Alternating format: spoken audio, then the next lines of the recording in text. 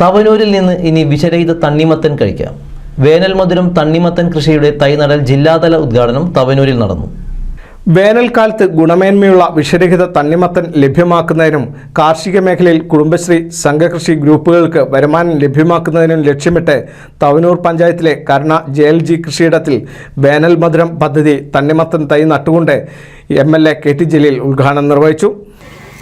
മികച്ച വിജയമായിരുന്നു എന്നുള്ളതിന്റെ തെളിവാണ് കുടുംബശ്രീ നടത്തുന്ന എല്ലാ പദ്ധതികളും ഏറ്റെടുക്കാൻ കുടുംബശ്രീ അംഗങ്ങൾ തയ്യാറാകുന്നു എന്നുള്ളത് സൂചിപ്പിക്കുന്നത്.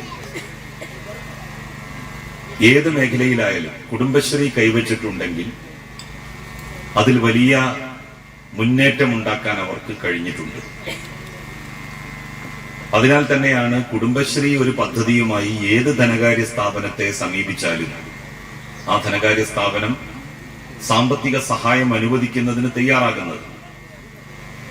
ബാങ്കുകൾ മറ്റാർക്ക് കടം കൊടുത്തില്ലെങ്കിലും കുടുംബശ്രീകൾക്ക് കടം കൊടുക്കാൻ തയ്യാറാണ്. അതിന് രണ്ട് കാരണങ്ങളുണ്ട്. ഒന്ന്, കുടുംബശ്രീയിലെ സ്ത്രീ അംഗങ്ങൾ ലോൺ എടുത്താൽ തിരിച്ചടക്കണമെന്ന് ബോധമുള്ളവരും തിരിച്ചടക്കാൻ വളരെ തൽപരരുമാണ്. പഞ്ചായത്ത് പ്രസിഡന്റ് CP നസീറ അധ്യക്ഷത വഹിച്ചു. വൈസ് പ്രസിഡന്റ് TV ശിവദാസ് സ്വാഗതം പറഞ്ഞു. കുടുംബശ്രീ ജില്ലാ കോർഡിനേറ്റർ സുരേഷ് കുമാർ പദ്ധതി വിശദീകരിച്ചു.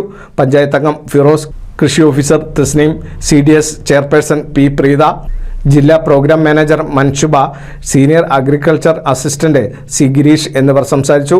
പണ്ടാരത്ത് മാനാഞ്ചിറ മുഹമ്മദ് കുട്ടിയുടെ 80 സെന്റിലാണ് തണ്ണിമത്തൻ കൃഷി.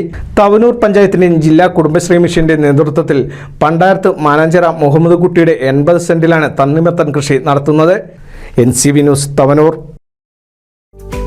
കേരളത്തിലെ number 1 broadband cable TV network കമ്പനിയായ കേരള വിഷൻ ഇന്ന് ഇന്ത്യയിലെ ആദ്യ 10 ബ്രോഡ്ബാൻഡ് കേബിൾ TV സേവനദാതാക്കളുടെ പട്ടികയിൽ ഇടം നേടിയിരിക്കുന്നു.